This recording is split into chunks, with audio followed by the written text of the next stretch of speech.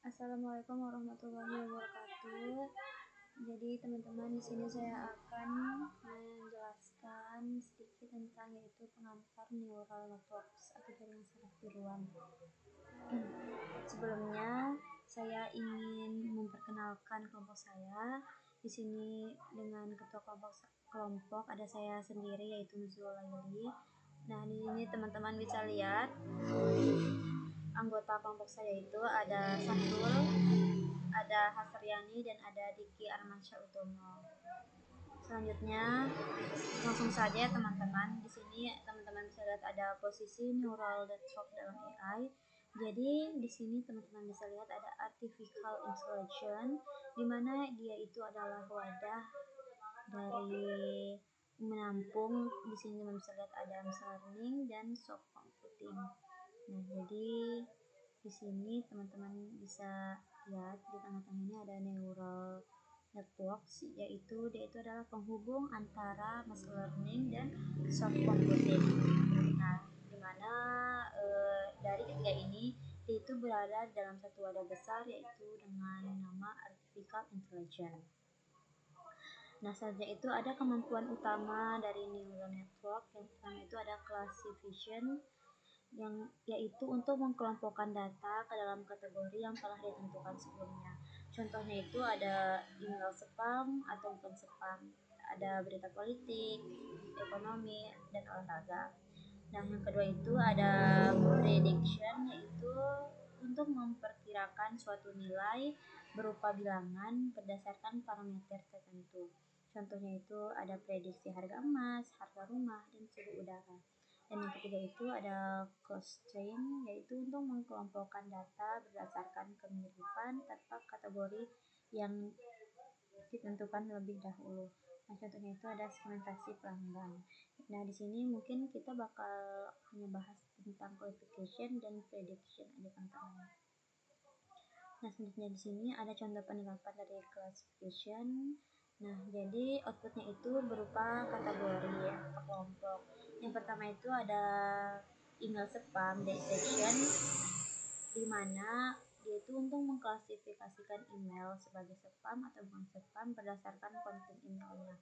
Jadi kalau ada email masuk berupa spam, sampah, atau bukan spam, dia itu bakal masuk ke bagian masing-masing atau kelompok masing-masing teman-teman.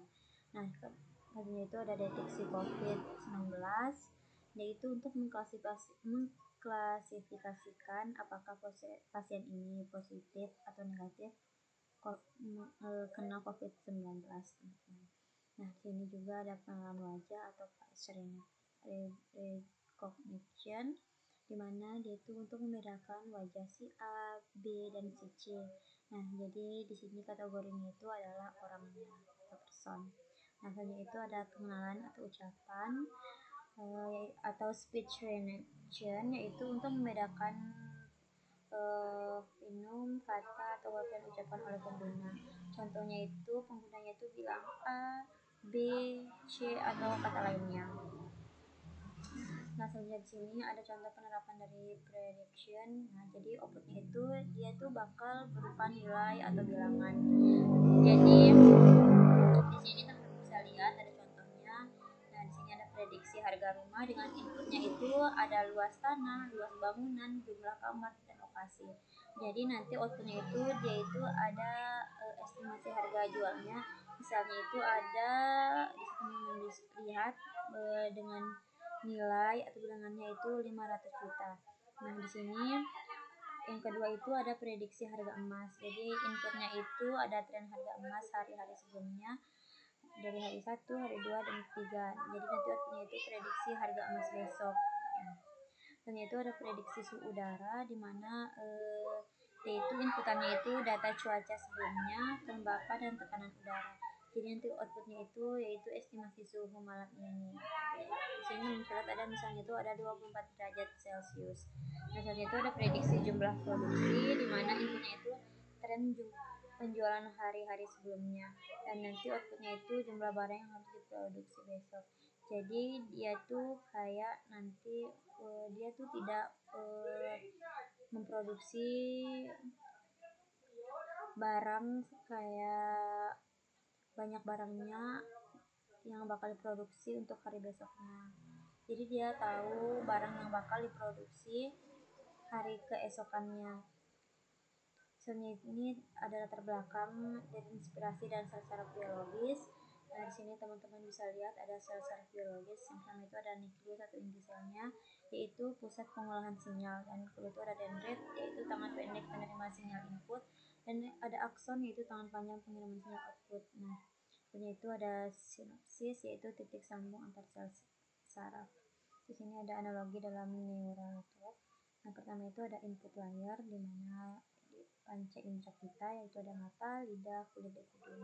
Nah, selanjutnya itu ada hidden layer, yaitu jaringan saraf menuju otak, dan output layer, yaitu otak memberikan respon atau outputnya.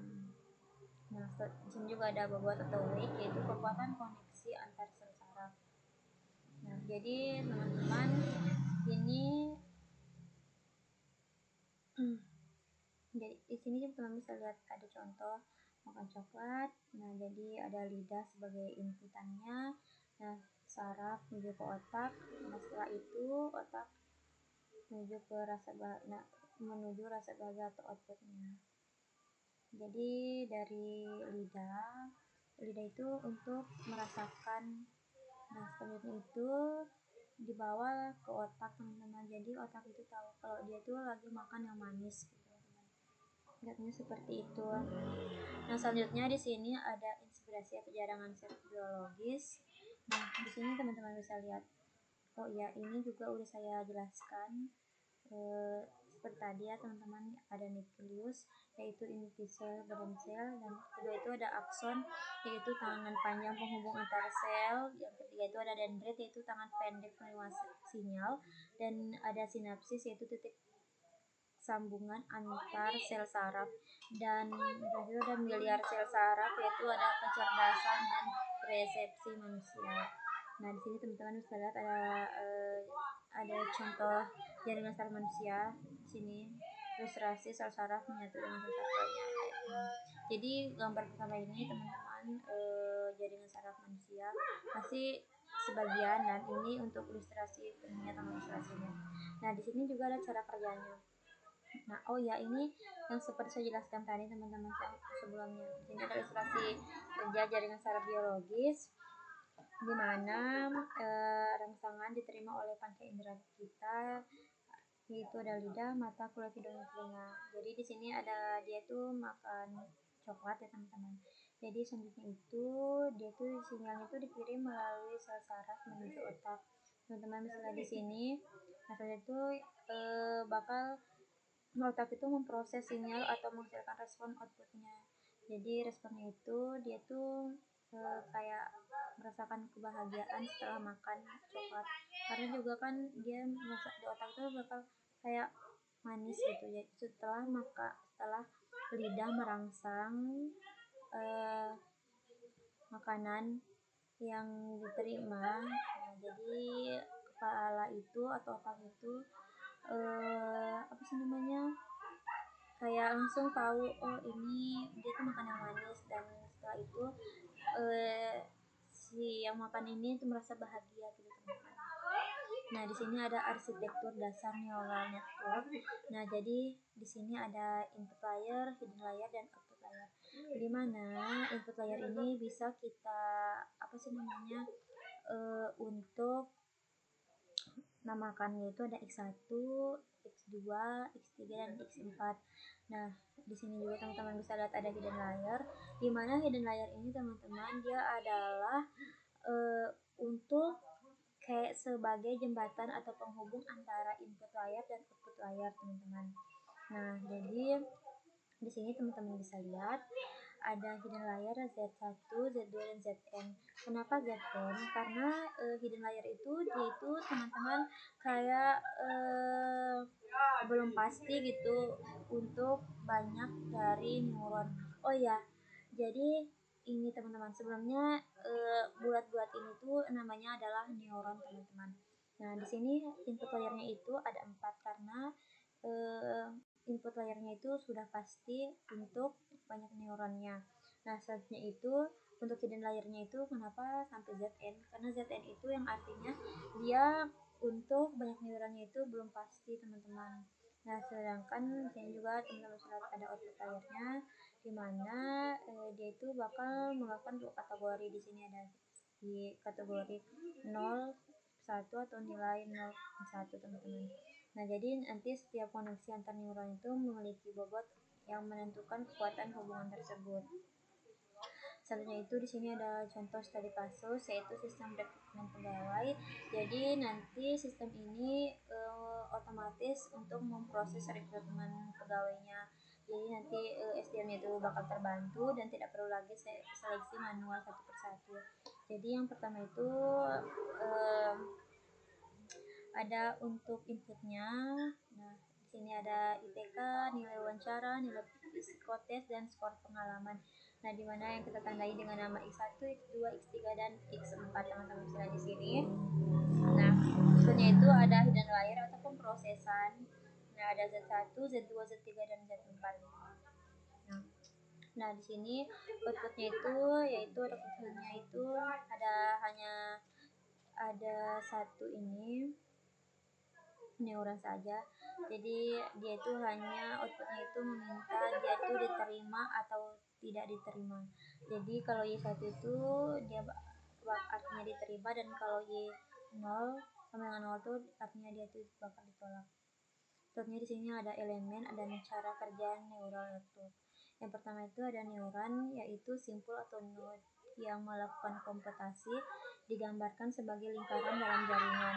Dan kedua itu ada koneksi, yaitu garis penghubung antar neuron yang memfungsikan aliran informasi. Dan yang ketiga itu ada bobot atau weight, yaitu nilai pada setiap koneksi yang menentukan kekuatan sinyal. Jadi semakin jauh dari nol maka itu semakin kuat. Di sini teman-teman bisa lihat cara untuk neuronnya.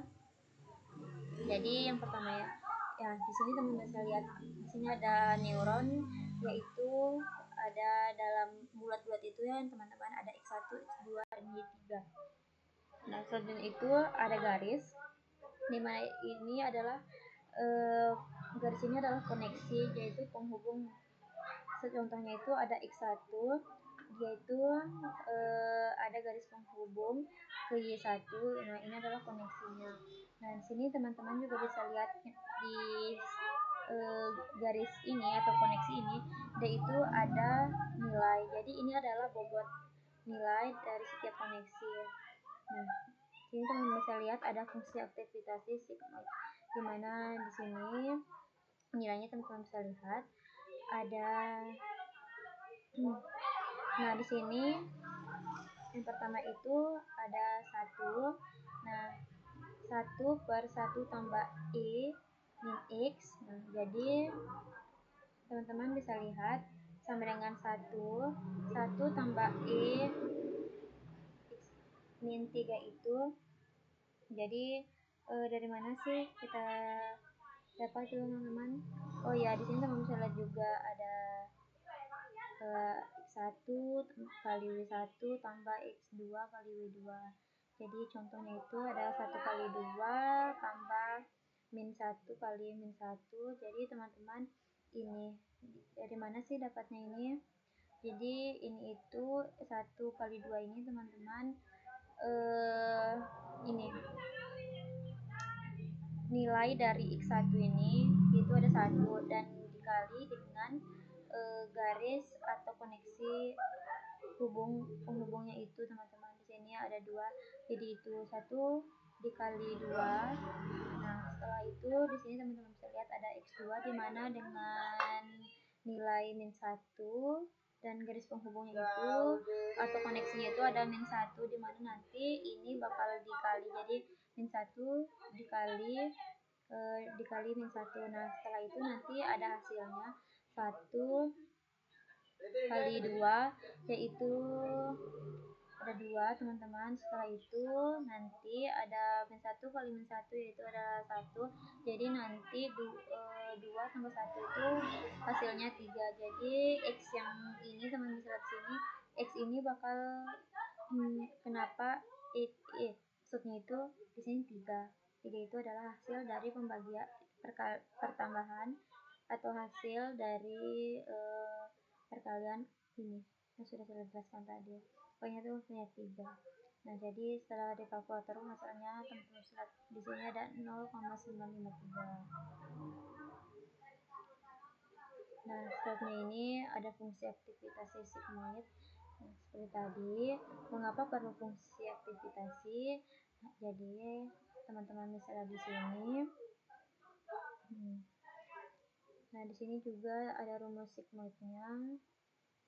Teman-teman bisa lihat di sini ya. Nah, sini juga ada karakteristik sigmoid. Yang pertama itu ada output selalu dalam rentang 0 sampai 1. Yang kedua itu ada berbentuk huruf S. Nah, setelah itu ada nilai besar plus yaitu mendekati 1. Nilai kecilnya yaitu mendekati 0. Nah, setelah itu teman-teman kelas ini ada contoh perhitungan lengkapnya juga. Sini ada untuk contoh klasifikasi spam dan spam.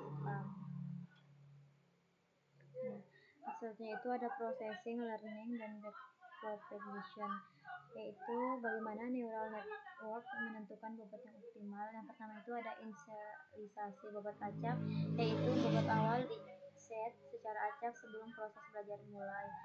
Selanjutnya itu ada forward pass atau hitung maju, yaitu input proses maju dari input layer, hidden output, yaitu dapat hasil outputnya.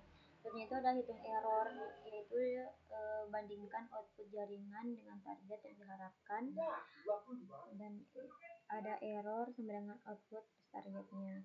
Selanjutnya itu ada back propagation, yaitu hitung mundur, yaitu error yang digunakan untuk memperbaiki update bobot dari output hidden inputnya. Selanjutnya itu ada ulangi hingga konvergen, yaitu proses maju mundur diulangi sampai output sangat mendekati target, error sangat kecil. Jadi bobot yang dihasilkan dari proses learning bukan ngasal, itu ditentukan secara matematis. Nah, di sini juga ada jenis-jenis arsitektur neural networks.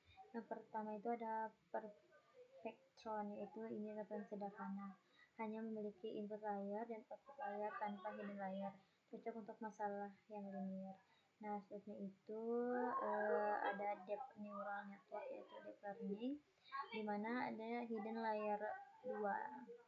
Nah, jadi MLP dengan lebih dari 2 hidden layer dasar dari teknologi AI modern seperti ChatGPT, image recognition, dan lain-lain. Yaitu ada multi layer, nah, atau percepatan MLP. Jadi itu paling umum dipakai, terdiri dari input 1 atau lebih hidden layer dan output layer. Performa bagus, arsitektur relatif sederhana. Dan selanjutnya itu ada recruitment neural network atau RN, ada memori. Nah, ada koneksi mundur, feedback loop, output layer sebelumnya menjadi input tambahan, data berurutan, teks, suara, time series. Nah, mungkin teman-teman sekian yang bisa saya sampaikan, kurang mohon maaf. Wassalamualaikum warahmatullahi wabarakatuh.